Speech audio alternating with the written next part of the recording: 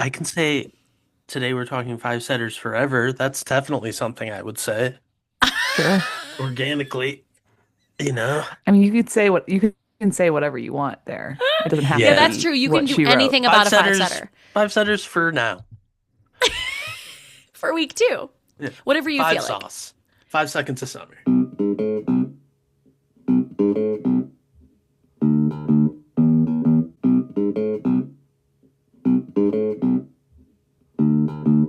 Welcome to Court Captains, a volleyball podcast. Where we talk all things Major League Volleyball. I'm Kelly. I'm Nikki.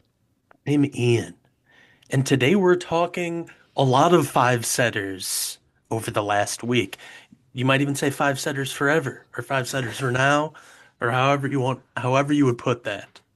Lots of That's five right. setters. But it wasn't all five setters, so No, let's no, put that yeah, not disclaimer in all of there. them. Yeah. Except one. Right? But first, a message from our sponsor. This episode of Court Captains is brought to you by Volley. This is the app for MLV fans. The Volley team said, we're not waiting around for ESPN, we're doing it ourselves. Volley provides live stats of Major League Volleyball matches along with live play-by-play tracking. And don't forget about fantasy. Join now and take advantage of Volley's handicap system that will allow you to catch up from the first 2 weeks. Download the Volley app at playvolley.com/courtcaptains. That's playvolley.com/courtcaptains. Nice. I hit that spelling on the head. It's a little tough to spell out loud on camera. Yeah, You know, when was the last Yeah, time you did that? not a big spelling bee gal. no, definitely Not not. really into it. I mean, Certainly when not. was the last time that you spelled for somebody? Spelled? I don't Yeah, know. spelled. That's hard to, it's hard to say. I don't know if I Like made school, like a lasting right? memory of that. Yeah. I'm just saying, you don't do it. Okay. So, general news updates. Hit us On with it. on January 12th, what came across our desk was an email from Omaha Supernovas PR. And it said Omaha Supernovas team leadership press conference with President Diane Mendenhall and General Manager John Cook. Press conference set for Friday, January 16th at 3 p.m. inside the Shy Health Center interview room. Is it CHI? Yeah. Shy? Is that what they No, say over there? it's Because CHI. our CHI, we say shy, Yeah. Yeah. which already I kind of have opinions about. It's not Chicago. Anyway. And that's what I call it. Okay. So what they said was they're hosting a press conference with and Diane Mendenhall and John Cook will address the media with the franchise update. The scent Nikki and the volleyballati Well, into rampant speculation. everyone was nervous. Moreover, I just wanted to let you know that some of our fans put together the context, the dots, the data, that this was exactly 1 year since their little MLV update. Damn. So they're either really petty or they have no idea. So, okay, we don't know what it is. Everyone's nervous. I was just Everyone like, how was could we freaking possibly out. know what it's going to be, right? Are they going to leave the league again? Are they going to have a new coach, which is what they did year 1? They kicked out their head coach really Oh, early. yeah. Everyone, again, speculating. No one has any idea. The thing was, they said it was like 3 p.m. Friday, but then they sent out a press release. And Ian, is the time on the press release that I sent you?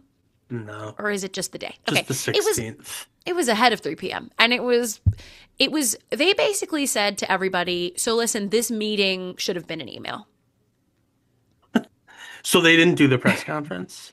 I don't know if they did, but the information was announced via this press release at like noon that day. So Ian, do you want to read Yeah, headline the for us? headline is just Supernova that's announced Diane Mendenhall as new co-owner and appoint Nebraska national champion Amanda Suits as president in waiting. And I think there was another title in there too, like special advisor to the president. Okay, So, so president in yeah. waiting is a really fun Yeah, concept that and I Diane think was Mendenhall was already president, and I right. believe is continuing that for a little while. And will be, advising. It's very bank-like. There's lots of titles. Absolutely. Do you think So this is like a look how many women we have with Maybe. well, with that is high the start of the titles? second paragraph of the press release is Yeah. Mendenhall's the first woman co-owner in franchise history, and they're now the fourth team that has a woman co-owner in the league. But it's always funny when it's like that's been 2 years. Yeah. They're like, Yeah. it's crazy. The first time in our entire history of 2 years that a woman has been a co-owner, Yeah. which is dope. Like, awesome. That's Great. cool. It's cool. Girl Yeah. boss. So they've Good got quite a stuff. few co-owners. I know it's interesting they don't even talk about Jason Derulo. I wonder if he's even a part of this anymore, or Okay, if he that's just another one. Maybe like Diane bought seed Jason's funding. shares. Yeah, Right. because I don't know. they mention in this article they mention Kirk Thompson Mm-hmm. and Danny White, and then of course John Cook. Yeah, right. So, but of course, yes, president in waiting. President in waiting. Okay, well, that's what we got on the media advisory. Everyone chill. No Yeah, big deal. Everything's fine. just release an art, just release a statement. Just It's yeah. so interesting. The drama, The They love drama. to be a little dramatic. And you Yep. know what? Thanks. Thanks, Emma. Appreciate it. Yeah, they're keeping things interesting. Of course, keeping it chatty. Okay, so has anyone noticed that a certain robot, non-sentient being has not been called out by name, has not been mentioned by name Yes. lately? I Yes. certainly have. Yeah. And I have a theory. Mm, I would love to hear it. I want to hear what you have to say first. yeah. Well, all that I have to cue it say up. is that I was just like, why were they mentioning Bolt 6 3 times a game last year? Like, truly all the time. Like, we could have made a drinking game about it. And now they're not mentioning Bolt 6. They're like, I couldn't tell if the detail of like, oh, let's get the replay from Charlotte. I couldn't tell if that was like, They named their everyone named their Its system. name is Charlotte now. no, sorry, Charlotte, North Carolina. I couldn't tell if that was like a hint of some kind of like, didn't they used to say Frisco? Replay It was in booth. Texas. Yeah, it was in Texas. I think they used to say Texas. But then the other thing I noticed is that now when they go to the refs, there's just iPhones. Yes. I clocked that too. And I mean, don't think there were iPhones last year. so the reality is that cameras on our phones are very good. Mm-hmm. And like they're good enough for something like this. And I think it's cheaper than getting a standalone camera with all the specs that you need. So I think that explains that. So, Okay. but what are we saying? Are we saying that they're just recording the games on iPhones at various Yes. places on the court and then like rewinding the video to be like, oh shit. Well, I think the feed must be going Yeah. No, in I'm the sure. same way, Yeah. right? Like he's like, hang on, I The gotta ref go into my pulls the- photo library. Yeah, Yeah. and rewind this Ref last pulls video I the- was taking. It's I full. think the reality of the situation is that they had a contract with Bolt 6 that they had to mention them so many times. And that contract ended after 2 years. Right. But they're still That's- using the technology.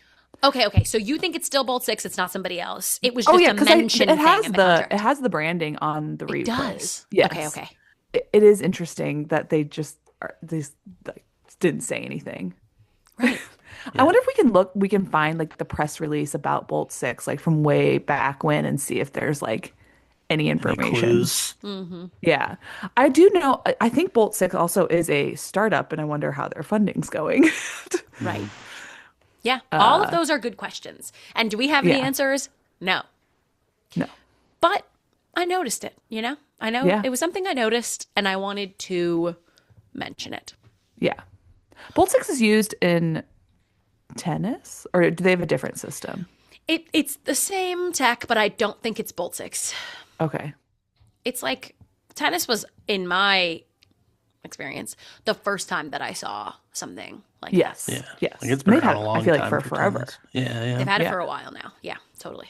Ian, did you have a conspiracy theory? I mean, it's Oh. similar, right? Like, have we read William Gibson's book Neuromancer? because that's probably what happened. It was just like, it gained some modicum of sentience and reached out into the ether of deep cyberspace and encountered something ancient and evil there and shattered into bolt 1 and 2 and 3. And so The 4 now and it 5. doesn't quite have, the function that it used to Yeah. have. But I don't know. Yeah, it's probably just a money thing and not something cool. But Yeah. That's what I would imagine, but Yeah. damn. just poured myself a glass of this wine on camera. I do not plan to drink the whole bottle. Is this are we doing a video pod? Is this just This a late is- night wine pod?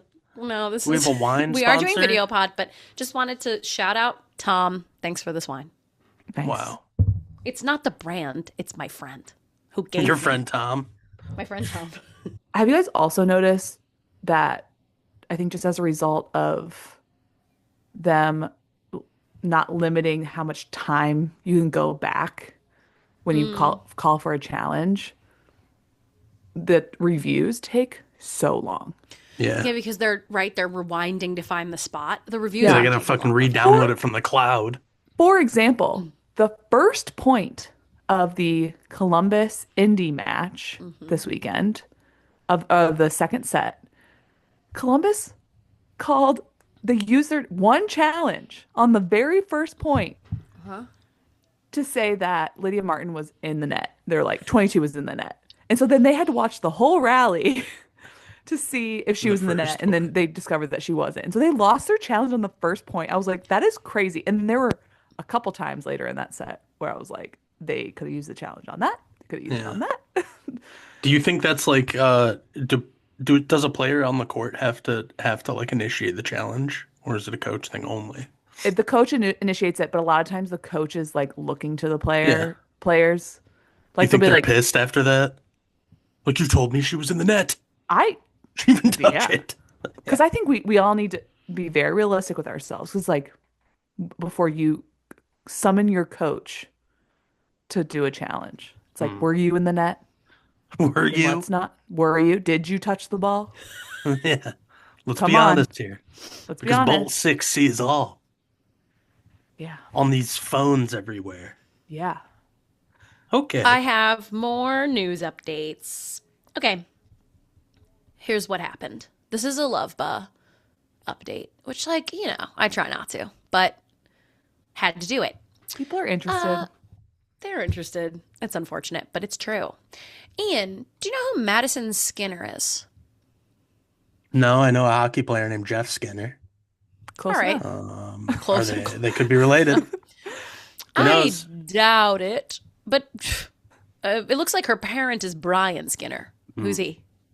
Let's take a look. Former basketball player. Okay, Isn't that cool. how it goes? How many? This is a stat that I would like to Athletic know. family. I don't have it right now, but how many pro volleyball players have dads who are in the NBA? The tallness. I think it's a certainly lot. It's a helps, lot. Yeah. Yeah, a so lot. he was selected in the first round of the 1998 NBA draft, selected by the Clippers. But hey, listen, I hate to talk about the men in these women's lives, so I'm going to move on. Madison Skinner, do you know how many times these announcers were like, so-and-so's boyfriend is a Major my League God. Baseball player? Like, her boyfriend? Husband or nothing. Don't talk about girls' boyfriends. They're too young. If she doesn't have a ring on her finger, I don't want to hear about her boyfriend, okay? And even then, don't really tell me. I don't care, okay? All right. Okay, that's how I feel. So Madison Skinner plays for LOVB Austin. She played for Kentucky and then Texas. She won 3 championships between Hell yeah, those girl. two. Her last year on Texas was 2024.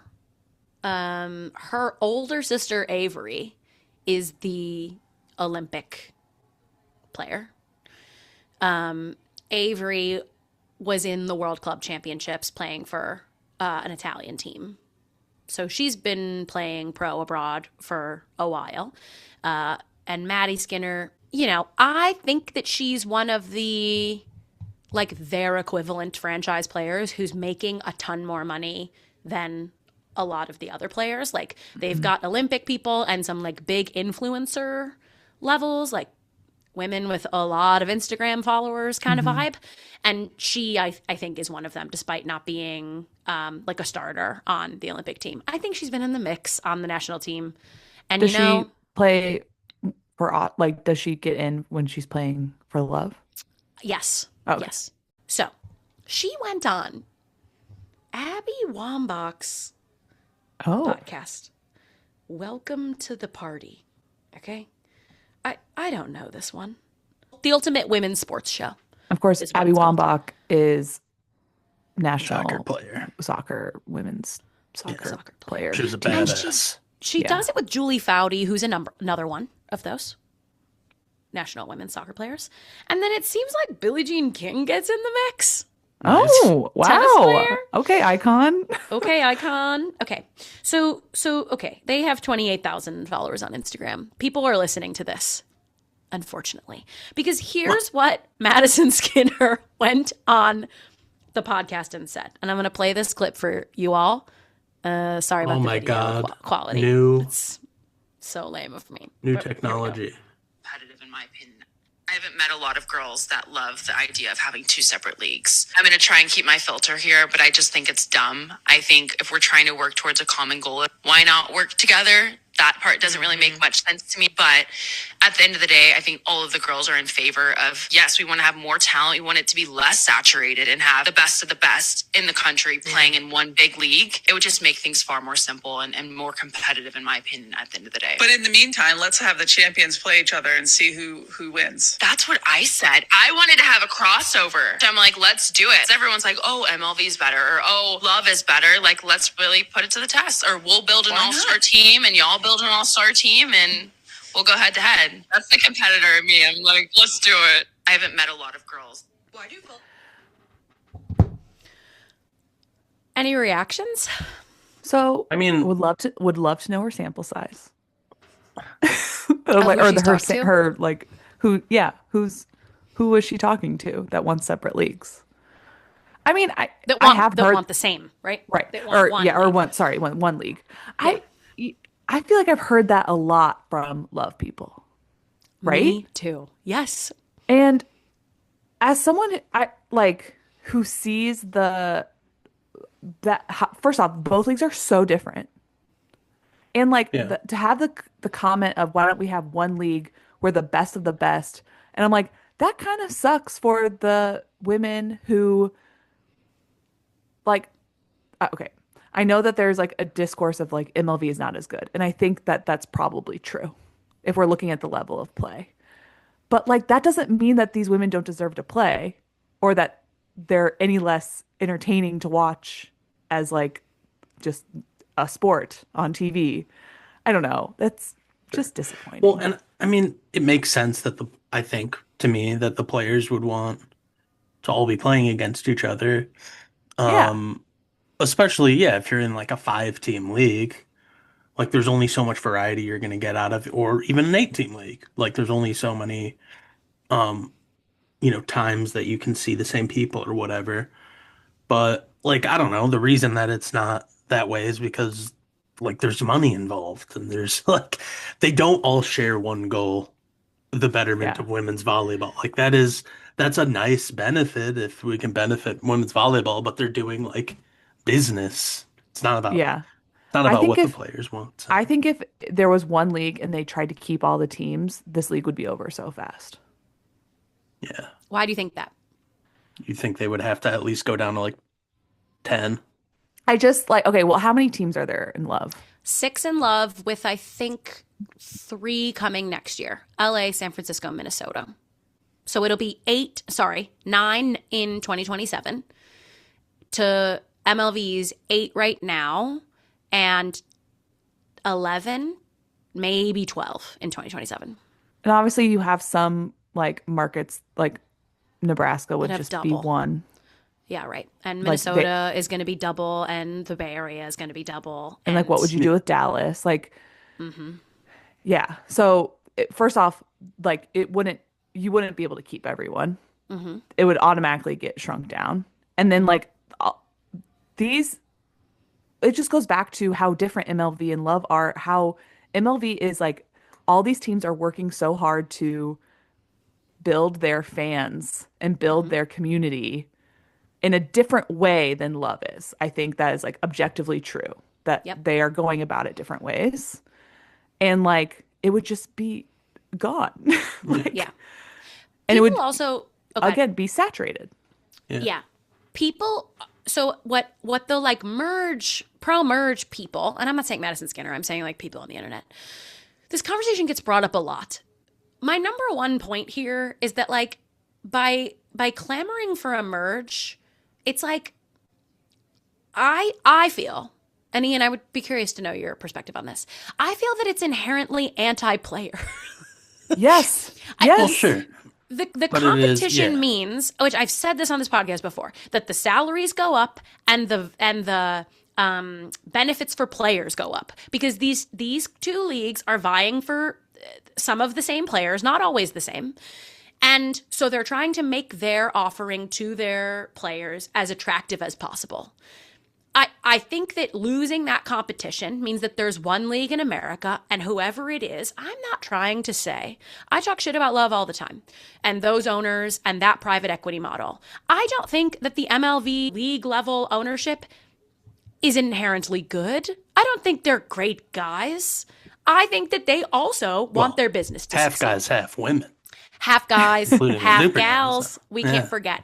But at the league level and Yes. who's running the league, Yes. I'm never gonna stand up in front of you and say that DeVos is my guy. I'm not gonna do that. But they all are trying to make this business be as successful for them as possible. And when you get one league, there's no longer, yes, there's international and what's attractive internationally, but whoever it is at the top of the one American women's volleyball league gets to say, this is what you get.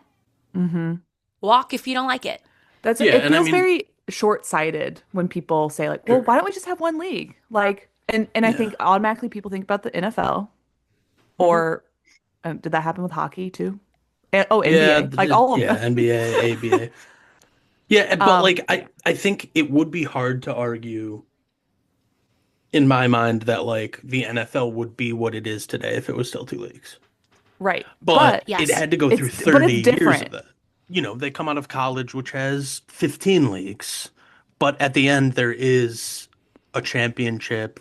They have like basically they can play each other because it is all technically, if we want to call it, the same business model, the way that colleges build their volleyball teams. Right now, it would seem like the biggest issue would be like they just have two different, completely different models of running their teams. Yes. And if you want to have two all-star teams play each other, that's fine, but like that isn't really an indicator of like which league is better. It would be cool to see. I would No. like to see it. Like it would be Yeah. a show. Except I don't the know why they don't do All-Star, it. the Love But All-Star team, It's just the Olympic team. it would be the Olympic team of like a handful of countries, honestly. It would be Olympic caliber people. Like we could do that. I don't They're like, I but don't it would think They it just don't would have the be, same rules about Yeah, how many it would international just players be you can an have. They don't have. exhibition. and I don't think MLV would win. I mean, no one's trying to say Right. that the caliber is equivalent, but there No. are benefits to both of them. And I paused because like, are there benefits to Love? But yeah, it's good volleyball. It really is. It's international caliber volleyball. And a lot of people go back to like Love's marketing is so bad. Yeah, I agree that the little logos with the letters are horrible. I agree that the jerseys are horrible. But that by focusing on just the marketing, why are we valuing marketing over anything else? There's other things about it that make it not ideal for on a lot of different levels. The app, it being run from the top deciding what players go where, oftentimes doing it from a marketing lens to make sure that they're playing for where they went to college so that more fans go to support the college team. It isn't the way that we've said. It isn't the way that American leagues are run.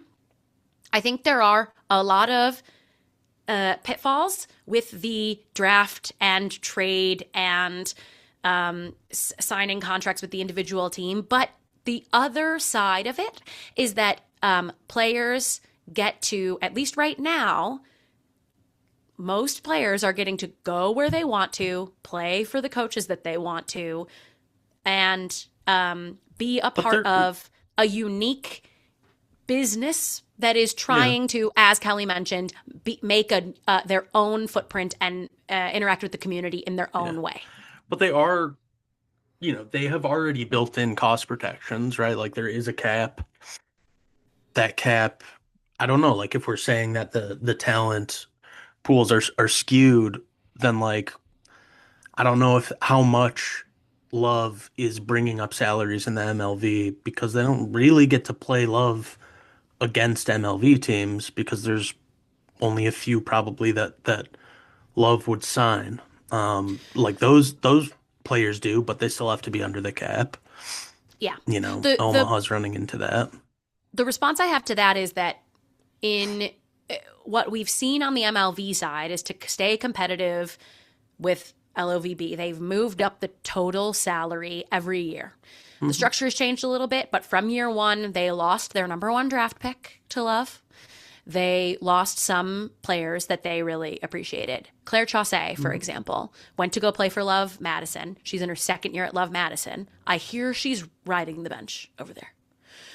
So who knows what she'll do next year? Who knows what she's interested in after doing the 2 years? Did she sign a 2-year contract after year one in PVF? I don't know. But it's interesting to see the way that MLV has raised salaries on a team level every year. With Love salaries, it's really hard for us to tell what's going on over there because I've heard that their lowest salaries were far lower than MLV's lowest in year 1 and 2. Now MLV moved it, I think, to match in year 3. So there is some interesting stuff playing off each other there. But I would venture to say that among the top talent, Love is paying more than MLV. But only among the top. Middle of the road, lowest, I think it's fairly comparable. The other point I was going to make is I will be very intrigued to see when there are more expansion teams next year from both leagues, how much transference between the leagues we'll see. Because Love's got to find more people. What are they going to do? Lower their overall roster to keep the level high? Are they going to try to throw a lot of money at MLV's top players? MLV needs to come up with 4 more teams worth of people, right? I think that we're calling for a merger a little too soon because let's let the expansion happen and let's see what happens in this competition and how much value players can really get from these leagues before we look at combining and losing some markets, right? Based on owners saying, I want to hang in, I'm willing to continue investing.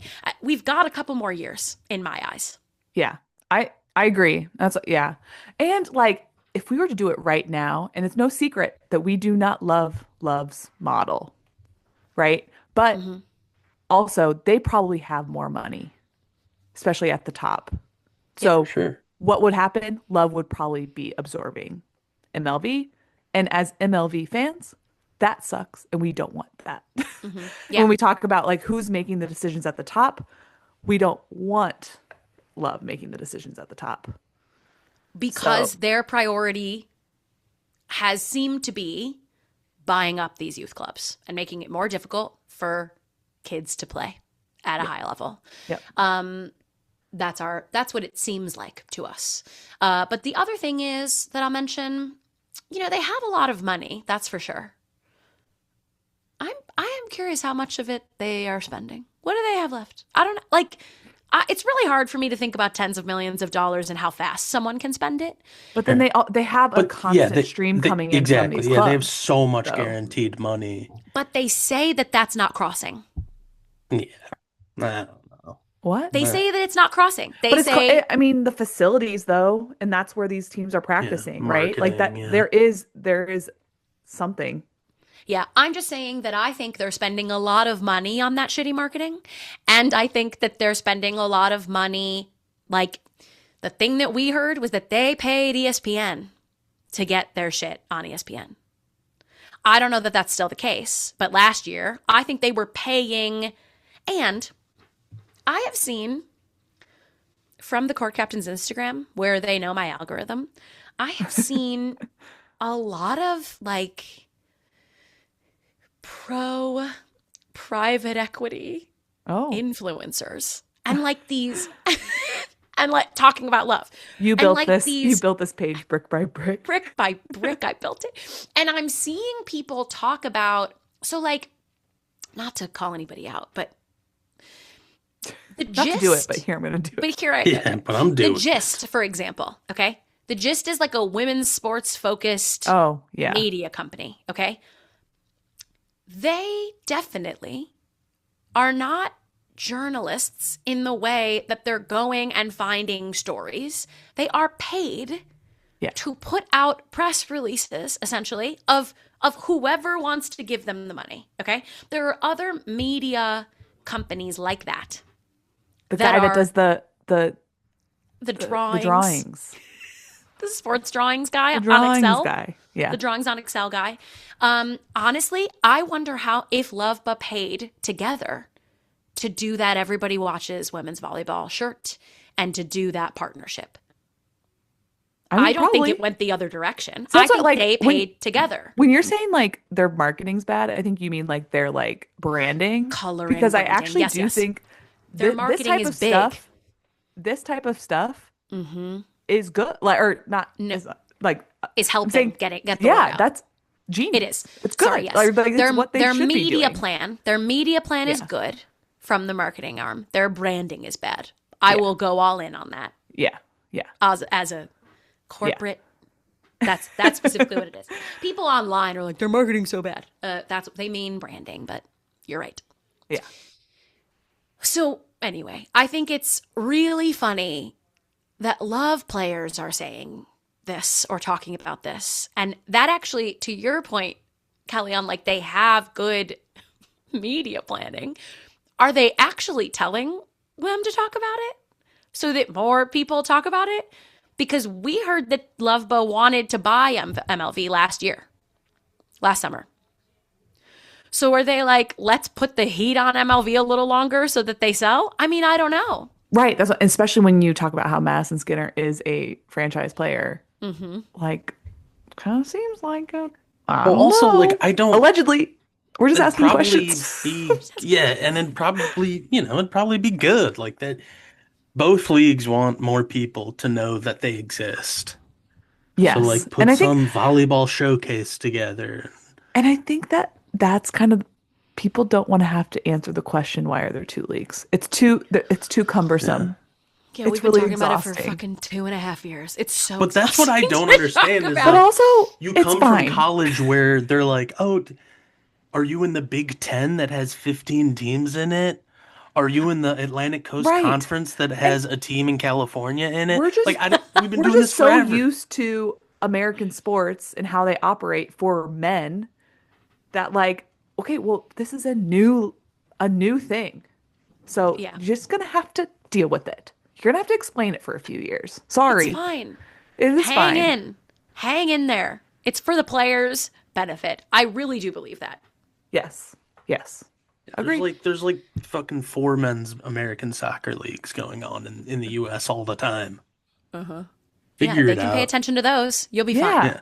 And it's easy if you just get the volley app, the ones that are in cursive are a different league than the ones that are in block letters, Yeah. guys. It's simple. It's all about It's fonts. so easy. And if It's you just all care about fonts. and if you just care about volleyball, then all you have to do, you don't care about the league, just go on the volley app. It's all right there. It's all right there for you. Exactly. You can Absolutely. filter. Okay. Hashtag ad. Hashtag ad. Hashtag SpawnCon. Okay. You want to talk about Major League Volleyball Week 2 now, y'all? I want to hear the scorner because I Yeah. think this is gonna be a juicy one. All right. Hit us with the scorner. Scornering. Okay. The week began Wednesday, January 14th. Seems like a long time ago. Columbus Fury at the Grand Rapids Rise on YouTube. Grand Rapids won the final 2 sets to win at home. They dropped the first 23-25. They won the second 25-17. Out of halftime, they lost again 19-25 and then closed it out 25-21 and then 15-12 in the tiebreaker set. I guess let's call this game defensive, if you will. The teams combined for 30 blocks and combined for 30 hitting errors between them. So the Rise ended hitting 175 to the Fury's 157. There's nice number mirroring going on for our numerology people out there in the crowd. The Rise was led in attempts and kills by Carly Snyder. She finished 16 of 54. She hit 185. Ramad Al-Hassan had a great game, hitting 391 with 13 kills and 4 blocks along with those kills. Leah Meyer also played really well, 11 kills, hit 350 with 3 blocks as well. The Fury largely struggled offensively, but they were led by a couple pretty good games from Abby Walker and Reagan Pittman. Reagan Pittman finished with 12 kills at 632, so that's pretty nice. Had 3 blocks as well, and Abby Walker hit 435 with 10 kills. Raina Terry struggled in this game, been a little up and down so far this season, but I believe is still leading the league in points. But she hit 20 on this game, but added 6 blocks along with her 14 kills. So that was the first one. Next day, Thursday, January 15th, San Diego Mojo at the Dallas Pulse on victory. We all know what that is. Dallas won in front of the home crowd for their first win in franchise history. They lost the first set 15-25 and then won 25-16, 25-16, 25-18. They came out of the gates a little slow in the first set, but after that, they turned it on. They hit 292 to the Mojo's 141 and outblocked them 12-5. Tristan Savage had a massive game, subbed in during the first set and hit 714 with 10 kills and 3 blocks. Lane Van Buskirk also had 4 blocks along with her 9 kills, and Dallas was led in kills by Sofia Maldonado Diaz again, who had 12, hit 276 on the day. For the Mojo, Kayla Caffey had a pretty nice game, hit 400, had 8 kills with a couple of aces, but on the whole, the Mojo they struggled pretty hard on the offensive side. They hit 324 in that first set that they won, but then after that they hit 23, 143, and 111. So struggled a bit at the end. Friday, January 16th, Atlanta at the Omaha Supernovas. Big time game, and Atlanta turned it on late on the road for the season's first reverse sweep. Sound effect. Put the sound effect in there. They lost the first set 23-25, then lost the second 17-25, and then turned it around 25-20, 25-22, and 15-6 to end the day. Whoa. Reverse, yeah, intense to end it. Led by, I think you could guess it, Leah Edmond. She had 21 kills. She had 419, 3 blocks and an ace as well. Great games pretty much all down the roster for the Vibe, but another standout, I think, for me was Raven Colvin, who had 6 kills at 375, 2 aces, had 7 blocks as well, so pretty awesome. Corey Lewis also hit 600 with 6 kills and a couple blocks in there. Omaha started rocking the first. They hit 136, but still won the set in the end, so that was nice to begin with, and followed it up, hitting 436 in the second set. But they stumbled, especially in the third and fifth sets there. Brooke Nonaviller ended with 18 kills. Mary Beeson had 16 and Sarah Parsons had 14, but all of them hit below 200. And as a team, they finished at 175 on the night. So yeah, but awesome game as those two usually are. Indy Ignite at the Columbus Fury was the next game on Saturday, the 17th. It was on YouTube. Epic battle. Columbus lost in front of the home crowd. Indy took the long 5th set to win. Very back and forth. Indy won the first 25-23. The second one to extras. They lost 24-26. Came out of halftime, won 25-18. Then lost the fourth again, 22-25. And then extra points in the 5th tiebreaker set, 22-20 in the end, taken by Indy. Johnny Taylor struggled compared to the usual we see. She hit 49 with 12 kills, but more than picked up by her teammates Lekator and Anna DeBeer. LMM finished with 23 kills at 314 with a block, and DeBeer had 21 kills at 357. As a team, they finished with a little hitting advantage on the night, 250 to the Fury's 229. Raina Terry shook off the couple slow games she had for the Fury. She had 328 with 26 kills. 61 attempts on the night and had 5 blocks on there as well. So a lot of work. Came up just short in the end. All right. Sunday, the final day of the week, two-gamer. Orlando at Omaha was the first game on CBS Sports Network. Orlando almost fell to a reverse sweep, fought it off in the end, closed out the Supernovas in 5. And Orlando came out in the first, won 25-18, 25-20, and then lost the next two, 16-25 and 24-26.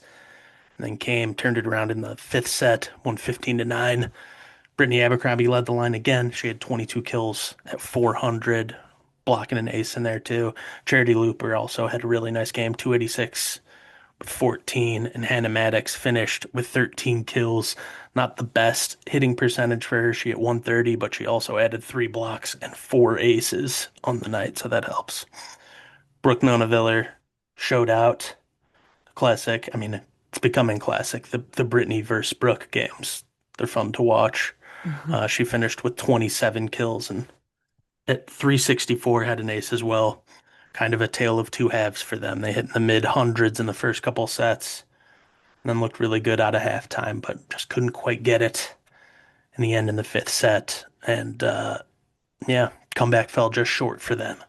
After that, Atlanta Vibe at the San Diego Mojo on YouTube as well. Mojo got their first win of the year in front of the home crowd in a close 5-setter. They won 26-24, then dropped the second 26-28. Came out of halftime, won 25-19, and then lost 19-25. And then they took a very close fifth set, 15-13. Grace Loberg, really big game for the Mojo. Had 23 kills at 310, along with a couple of blocks. I felt like the Mojo, not quite the highs that Atlanta had when Atlanta won those sets, but not the lows either. They were very steady. That's what we need. And if you look at the standings, Atlanta now 2-2, and the Mojo are only one game behind them at 1-3 with this win. So that finished the week. Ian, you're hitting your stride with Scorner in a big way. You're really good at Oh, it. you know, You are. scornering. I think it might warrant its own YouTube video for Oh, people boy. who just You want the the scores real YouTube quick. shorts. Oh. Yeah, a quick Oh one. man, if we could get some clips in there too, Yeah, I know. The YouTube It's short really hard. algorithm. that would be really hard. But how fun. Really, it would be so cool. Where do we begin? Well, I mean, so I didn't Omaha have lost twice this weekend. Yeah. it's a big deal, okay? That's yeah. Because now standings wise, They're I know that fourth. Ian mentioned a couple things on Mojo and Atlanta, but we've got Orlando and Indy are both undefeated, but Orlando 3-0, Indy 2-0 after week 2. Atlanta and Omaha are tied. So is Dallas. Because Atlanta and Omaha are 2-2, Dallas is 1-1. So they're all in that middle of the pack section right now. And then we've got Grand Rapids 1-2, Columbus 1-3, San Diego 1-3. But it's interesting to see how everyone's been kind of beating each other. Well, I and like, don't think that we expected Omaha to come out in this way. well, and nobody likes to lose, obviously. But looking back, knowing how it turned out, would you rather have to play 10 sets in 3 days and lose twice, or would you rather just play 6 sets and lose twice in to 3 days? Just get it out of the way, and not have to be so tired. Yeah, right. Well, and what's interesting about the tired is, I've seen people talk about this. This Omaha coach is not changing anything. The only thing that he changed in the game against Atlanta was that he took Janice Leao out and put Layla Blackwell in the fourth. But everything else, it seems that he kept the same. And I'm a little confused because you have one of the deepest benches in the league. He changed some stuff for the Orlando. Okay, Like let's Merritt. take a A little bit. Merritt didn't play the last 3. I And then he missed also that switched game. the middles again. I missed that game because, Bears. But I'm not even a big, anyway, we don't have to get into that. Well, and it's we've talked about this. We talk about it every year, obviously, when stuff like this happens. But it is hard to, there's a couple long sets in their last game with Orlando. Like they lose 2 5-setters. One's a reverse sweep. Like they still, it's hard to feel like they're far away from anything, but you would Yeah. think, yeah, maybe a Yeah. couple tweaks, They're you all really could close. win one of those games. So Yeah. I can't Okay, believe you're right. Reagan Cooper hasn't seen the court. At all. I'm wondering the if she's Reddit injured or can't believe it something. either. No, someone saw that the coach said, I think that the coach was asked in a post game. Honestly, this is alleged because I can't remember the source, but just that like she still needed to work on her passing, so she's working on it. Okay. And I was like, I don't know. I don't know. She's been fine. Like, yeah. She was good last year. Good Yeah, enough. she's working on it, of course. But she's like she's passing next to been Morgan working on Hens. it. How good does she have to be? Exactly. And Brooke Nuneviller. I mean, yeah, and Brooke Nuneviller. Yeah. Give her fucking a fifth, and she'll be fine. Yeah. Just let the others have more space. Well, But and yeah, they who didn't did? pass very well on Sunday. Yeah. Like they, Yeah, right. it's not like they're Yeah. like blowing it brought out of the that water. down? You don't want to fuck that up. So Morgan Hens didn't do amazing numbers wise, and she did take a lot of balls. So I don't know. Yeah. I mean, Sarah Parsons You're did right. have an amazing week the first week, and like, Right. so and makes it tough she is to- good. Totally. But you're right that this coach changed a lot for the Orlando game. I will say I didn't catch this one. It was on CBS Sports. I couldn't watch it back. So Yeah. I missed some of these. But people were generally upset with the Atlanta lack of changing it up. But I don't know. When you're one set away and they're close. Yeah. I will say there were posts on social media that were like, come on, Atlanta, give us something. We're bored. And it showed a video of Emily Londot eating snacks from her pocket on the sidelines. Pocket Just snacks. That's just very like pulling baseball, yeah. Snacks are fine, by the way. 5-set awesome. match. Long. But Omaha, time. yeah, but it was like in the first two, obviously, where they were like winning by a lot, or Oh, in yeah. the match, and it was like we're bored, and it's like you should take that down. That aged bad. Yeah. Yeah. Yeah. That's what That's happens. good. You know? Anything else on those games, Omaha games? Did Well, I Atlanta mean- change things when they shifted setters around? I've noticed that they've been going with Avery Carlson more, and I think it's kind of a good call. Yeah.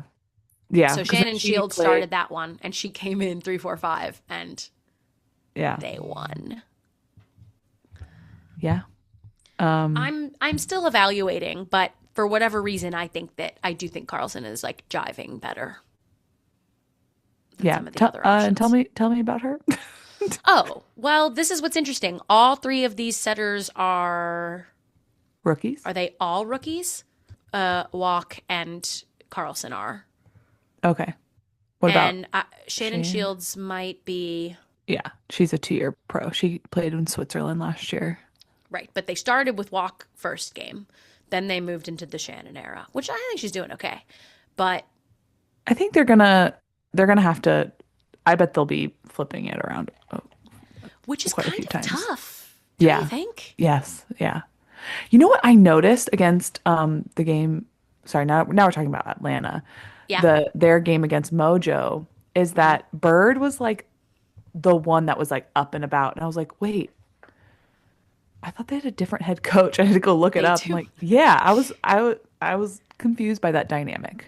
Yeah, well, I feel like typically from last year, I've seen Kayla like be pretty reserved and sit Okay. back. So it might be a style thing, and it might Yeah. be like something they've talked about, but I didn't notice that, but I do think that it's within Kayla's kind of vibe to Okay, hang back a bit. okay, But it's interesting for sure. yeah, definitely. That 5-setter, let's talk Atlanta Mojo. That Yeah. 5-setter now. I mean, crazy scores almost Oh my the God. whole time. It was what a anybody's wild game. ride. It was Yeah. very exciting. Did you know that San Diego has never beat Atlanta at home? Yeah, I don't think they've beat them ever, Ever? ever. Oh, sorry. I thought it was just at home. No, I think it was ever. Okay, well, that's the first time they did it. Yeah. I mean, They I'm sure. heated I it wonder if too. like Marley had a little bone to pick. She's like, Yeah, right. or not bone to pick, but she's like, this is my old team. I want to beat them. Of course. No, of course. I mean, whatever gets you motivated. I gotta say, I love Marley. I know. She's such a good setter. Her defense is so good. It's really good. Really right. good. And she's very thoughtful on blocking. Like, I Yes. feel like I see her set up in the right place all the time. You Yeah. know? Like, And it's her, funny that, oh, she's so smart. yeah, she's really smart. She's a really good setter. And Yeah. people have been saying about this team, like, I don't know, can a really good libero and a really good setter do it? And the answer is no. But the You need setter other does help. But Players. they do, but they do have both of those things. And so if they can keep working on connections, and Yeah. if Alicia can like play the right on hitter at the right time, Yes. then they might Yes. be okay. That's the trick. I mean, Grace Loberg lit it up in this match. And Yep. and I watching it, I didn't realize that Maya Tabrin, that her like efficiency was so low, but I was also really impressed with her. Like she had these back row attacks. I was like, oh my goodness. They were Yeah. really good and exciting. Yes. Obviously I the want her stats maybe to- don't like reflect that as much, but Yeah. I feel like what I want from her is to see her like vary the toolkit a little bit more. yeah. I feel like she gets caught trying similar things and them not working. Yeah, because And the other so- team figured. Yeah, I did notice that at the end, her back row attacks weren't as effective because I think the Yeah, vibe, you figure it out over time. Figured it out, yeah. But Grace, I thought, did a really good job with varying her shots, Totally. and then also McKenna Vicini, the middle. She came in as middle, and she did a really great job too. Yeah, the numbers don't say it. No, they in terms don't. of hitting. No, but I think her blocking was pretty good. Yep. Also doesn't it's like 3 blocks, I guess. It's like, is that a lot? I don't know, but I feel like she had, Yeah. I don't remember if it was her, I guess, looking at the sheet, 1 kill or a block, one of the blocks, but late in the 5th set was, when they were, I believe, to go up like 14-12, 14-13. So good timing. Yeah. yeah. I recall, Oh, I Mary think, in this game, a lot of overpasses on Yes. the first ball. And here's a little segment I want to do. Okay. Things I've heard announcers call overpasses. Oh, okay. Happy birthdays What? and nothing else. Oh, Why? okay. But why? That's the end of the segment. They don't call them overpasses. They call them nothing. They're just like, oh, happy birthday. And that's a happy birthday for her. It Like a gift. The fuck does that mean? honestly, I just a have gift. heard it called that. Like I have heard it called that before. It's not like they made it up. But the term is overpass. You can just call it Yeah. Or like a freebie. Or like a freebie. something that makes sense to a universal gift. population. It's a gift is the idea. Anyway, but with also with this game, I feel like we talk a lot about how Leah Edmond like can just turn it on and she like leads the team, and she was doing great, but it wasn't like enough this time. And it was a really close match. It's not like it was. Yeah. I don't know, but it is interesting. I feel like usually when we see Vibe come out on top, it's because like we're just blown away by what Leah's doing. And I didn't really feel that. So Yep. I don't know. I thought Aiko really stepped up when she came in Yeah. in Yes. the third. For sure. So that was helpful. Yep. But yeah, I think probably it was just very close and it could have gone any way at any point. Yes. 100%. So And I'm just, good for Mojo yeah, totally. beating them the first time. Good for us and our predictions. Good We for need us them and to our start winning predictions. some games. True. True. Yeah, you guys do. Okay, I would love to talk about Grand Rapids because I did catch Yeah. this one and I didn't get to see them as much in the first. Okay. So, and they only played one this week, I believe. Yep. Yep. So, first of all, we saw Leah Meyer for the first time in this game. Last match, it was Berkeley Oblad in the middle. And I really like that. I think that, I don't know how statistically she did. I know Ian said Good. 350, not bad. And some blocks. So I like that. I hope they keep that. Another thing that I thought was that Ogilvy as the libero. I know that she finished as libero last year. However, I'm confused as to why Gomez isn't playing. Because I feel like Ogilvy digs up, but not well. So it's up, but then someone is really making a huge effort to just keep the play going. They don't It's get to like not run an like- offense. Right. The offense cannot be run, or not SKT. It has to take the second, which is a little bit out of system. And, or is it all the way out of system? Is that the definition of out of system? Yeah, the setter can't get to it. That's out of system. Just Yeah. 100%. So you would think I knew that. So it's not going that great. And I feel that Gomez should be in for next match. That's my humble request. Has she played at all? this I don't think season? so. Okay, No. interesting. Snyder's serve is so good. It's so good. It's on the sideline. Oh, love that. And I love it. Yeah. On the line. My I have a comment that says 6-1 Columbus and then 8-7 Columbus. Boo. That was in the 5th. And then Grand Rapids didn't even lead it until 12-11. Crazy. That is crazy. There's a couple I don't of know those what. fifth There sets were this week. moments This is- like that, right? It's such an interesting, like, I think you said it in the scorner, like, not an offensive game Mm-hmm. Yeah. for either team.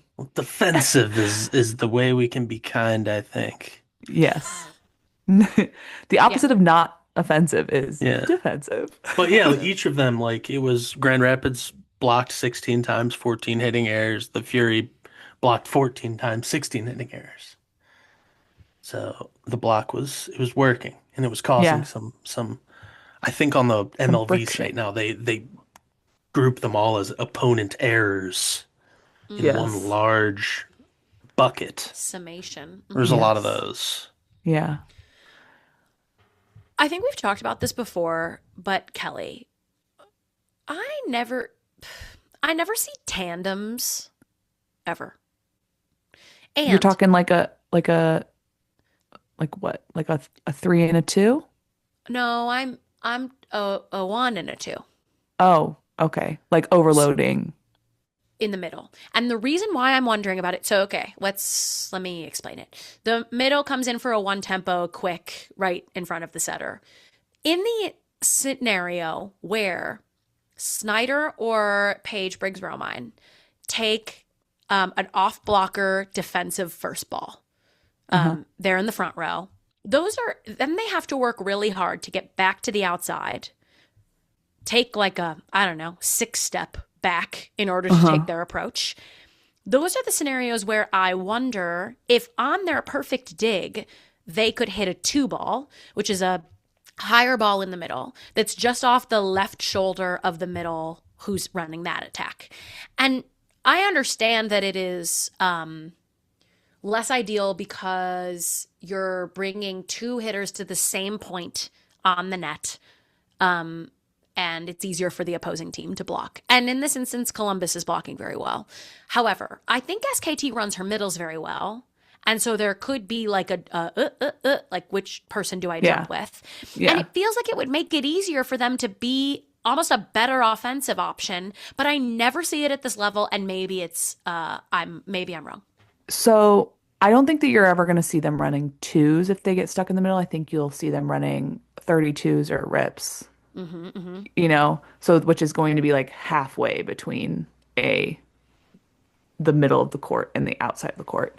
But I agree, we don't see that much either. And the reason why I'm going to say that you're not going to see them run 2s is because the back row attack is a more feasible option in Right, that in case. that instance. And that's too much, I think. I think that's like physically impossible to have the 1, the 2, and the back row attack all Because happening. all 3 people one spot. arrive at the same place, Yeah. basically. Even land. and if you had a right side in a back row attack in the mix as well, that's like too much, I think. Yeah, I see what you're saying. Yeah. Yeah, because there I'd are like love a rip options. there. What? I'd love a rip there, though. Like, Yeah. I'm curious about that. Yeah, we'll have to look out for it because I'm surprised if they. I feel like they probably do it or call for it, and maybe they just don't get set it. Well, I think Snyder and PBR are both really good at playing off blocker defense. Yeah. And so I've just wondered about Yeah. them being good candidates for that, you know? Yeah. Totally. Anyway. But yeah, I think the 2 is not super feasible because of the back row Especially attacks. because of the Bic. Totally. Yeah. So. Okay. Anything else on this game? I guess like this kind of goes into maybe the next Columbus match, which is against Indy, which is it's interesting that they switched Raina Terry to a right side.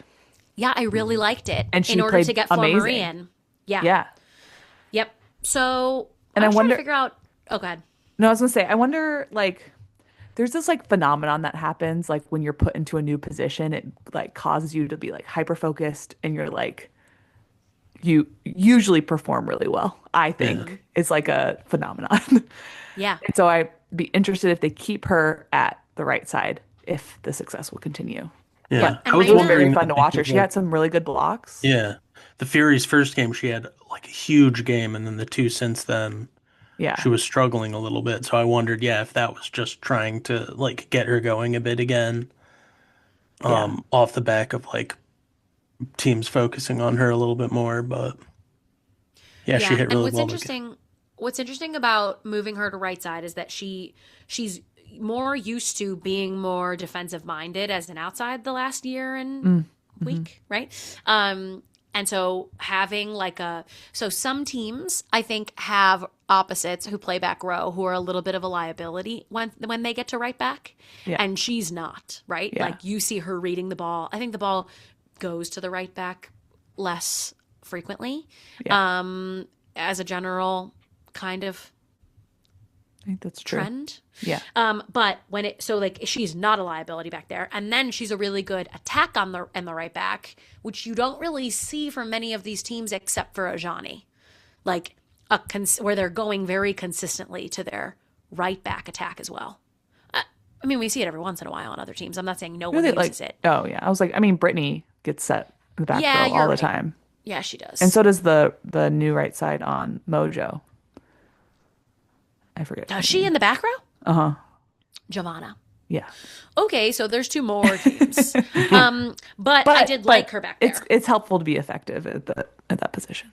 Yes. And obviously they did this in order to get Fleur Marie in as the other outside. Yes. I was and trying to figure out if we could tell why she wasn't playing week 1.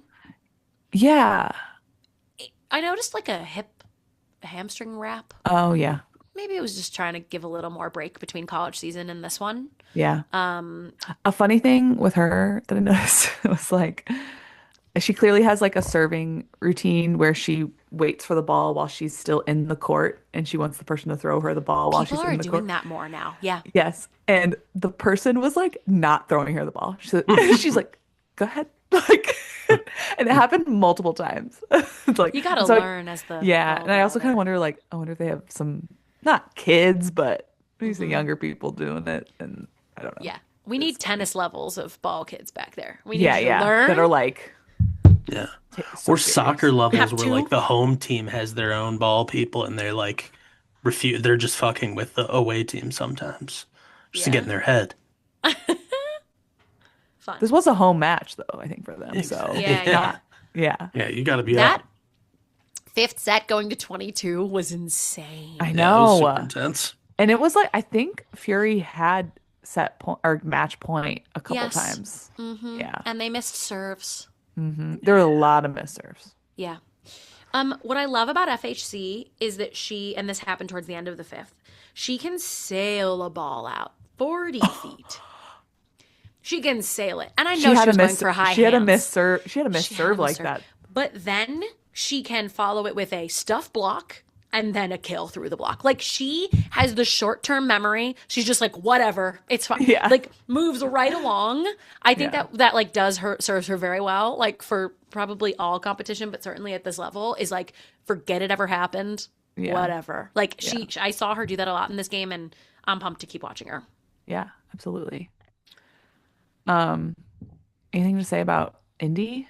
I'm high on Indy, man. Yeah. I think Ajani they're had going it- all the way. Like I think they're Ajani, going all the way. Ajani didn't have like the best game, but like she didn't need to because Everyone contributed. yeah, I love a team like that. yeah. Like, okay, it's cool to watch Brittany Abercrombie do what she does. Yeah.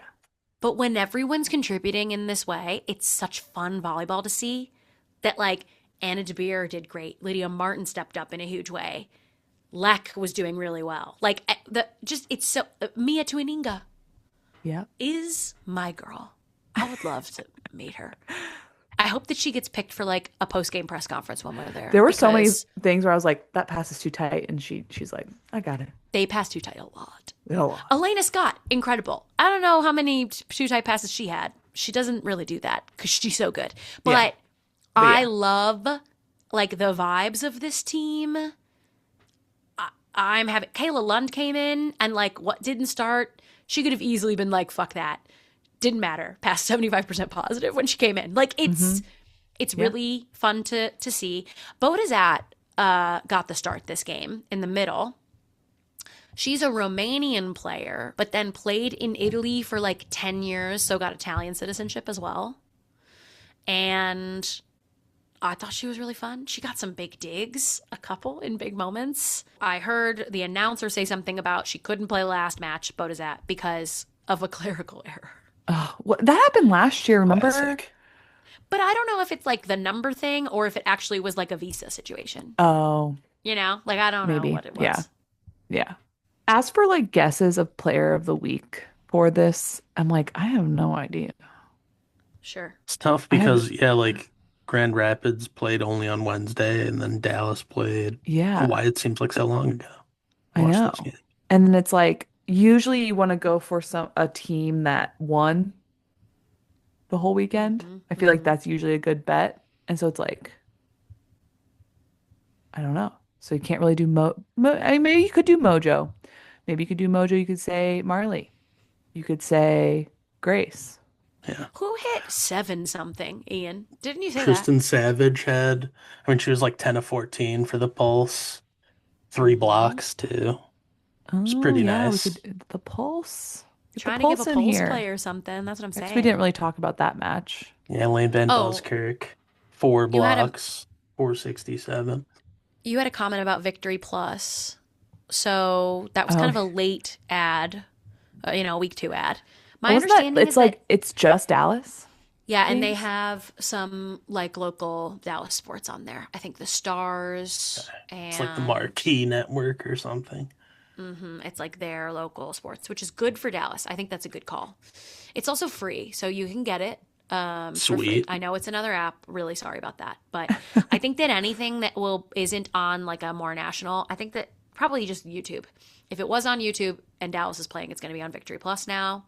Victory Plus also has a partnership with LOVB, so just skip those. And when you see them on your home screen, just search, just skip the home screen and just type in Dallas Pulse, and it'll come right up, and you don't have to worry. Okay, great. Yeah, no worries. Sweet.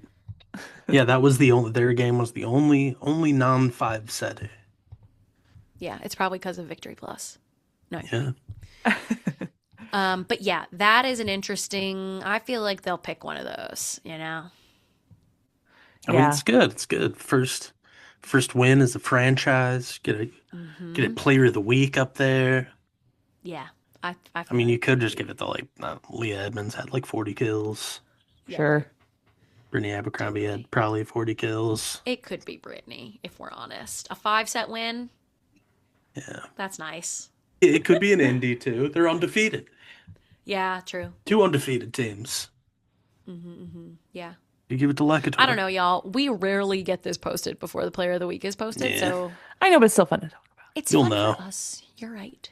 JFYI, if you're a Mojo fan, come see us at the Grand Rapids game on Friday in the VA January Arena.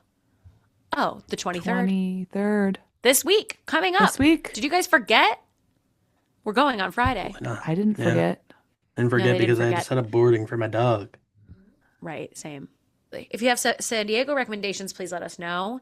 Yeah. If you want to meet I don't up know if the before or after the seafood- game. I don't know if the sushi's quite going to be at Omaha levels, but Well, Mojo might have. No, there of might course, be the some judge of nice that. places in San Diego. Yeah. we'll have to know. And We'll have media passes so we can come find you, say hi. Yeah. It's going to be fun. Sick. So fun. All right. Well, thanks for listening to Court Captains Volleyball Podcast. Please give us 5 stars on Spotify and Apple Podcasts, and like, subscribe, comment on YouTube if you like what you're hearing. Support small podcasts. And if you don't like what you're hearing, then please just go ahead and mind your business. Follow us on Instagram at Court Captains Pod and email us your questions or comments at courtcaptainspod@gmail.com.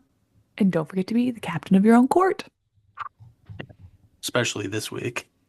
Especially. Yep. All right. Okay, bye. Talk to you later. Peace.